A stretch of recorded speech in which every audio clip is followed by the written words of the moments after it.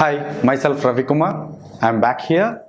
So చాలామందికి నేను ఐటీకి సెట్ అవుతానని చెప్పేసి ఫీల్ అవుతూ ఉంటారు, నేను సెట్ అవుతానా అని ఫీల్ అవుతూ ఉంటారు. నేను ఆల్రెడీ చెప్పి ఉన్నాను, ఎవరైనా any degree we can fit to IT అని.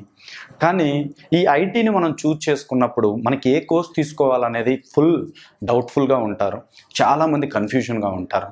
సో నా ఎక్స్పీరియన్స్తో నేను చూసిన వాళ్ళ ప్రకారం చెప్పేది ఏంటంటే, సో మీరు చూజ్ చేసుకునే కోర్స్ ఒక ఫార్ములాకి సెట్ అయ్యే విధంగా తీసుకోండి.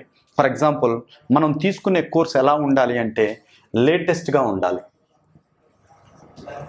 అండ్ డిమాండెడ్గా ఉండాలి అండ్ ఈజీగా ఉండాలి అండ్ ఆల్సో సపోర్టింగ్గా ఉండాలి.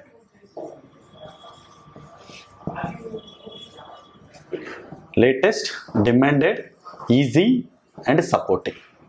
ఈజీ అనేది మీకు ఆప్షనల్ అండి, ఎందుకంటే కొంచెం మంది నేను బ్యాంకింగ్ సెక్టార్స్కే ప్రిపేర్ అవుతున్నాను, సో నీదేంటి, నీ కోర్స్ ఎంత అని చెప్పి ఫీల్ అవుతూ ఉంటారు. అలాంటి వాళ్ళకి నేనేం చెప్తాను, సో మీ ఇష్టం, హార్డ్ సబ్జెక్ట్ చూస్ చేసుకున్నా ఎవరి wish, but it's a optional. Okay, but నేను చెప్పే విధంగా ఏంటంటే లేటెస్ట్, డిమాండెడ్, సపోర్టింగ్ కంపల్సరీగా ఉండాలి. ఎందుకంటే ఫర్ ఎగ్జాంపుల్, నేను ఫస్ట్ ఈజీ ఎందుకు ఉండాలి అని చెప్పానో నేను చెప్తాను.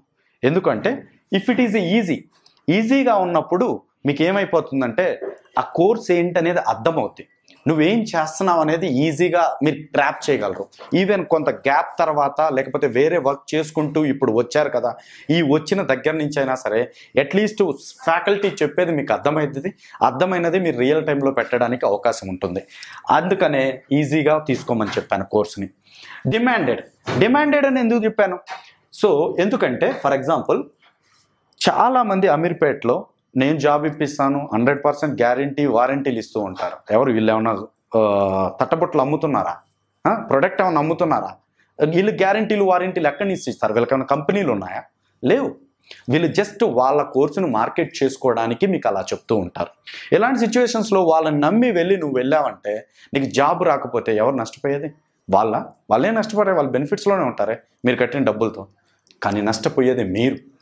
సో డిమాండెడ్ ఉంటే అట్లీస్ట్ మీరు నమ్మిన వాడు మిమ్మల్ని మోసం చేసినా సరే, లేకపోతే వాడు ఏం చేయలేకపోయినా సరే, డిమాండ్ ఉంటే ఒకటి కాకపోతే రెండో ఇంటర్వ్యూ కాకపోతే పదో ఇంటర్వ్యూ కాకపోతే 15వ ఇంటర్వ్యూ సెలెక్ట్ అవుతారు. ఎందుకంటే డిమాండ్ ఉంటుంది కాబట్టి ఎక్కువ అవకాశాలు ఉంటాయి, అవకాశాల్లోకి మీకు వెళ్తారు. సో మీరు ఏదో ఒక అవకాశం మీరు కూడా అందిపుచ్చుకుంటారు. అందుకని డిమాండ్ ఉండాలని చెప్పాను. లేటెస్ట్ ఎందుకన్నా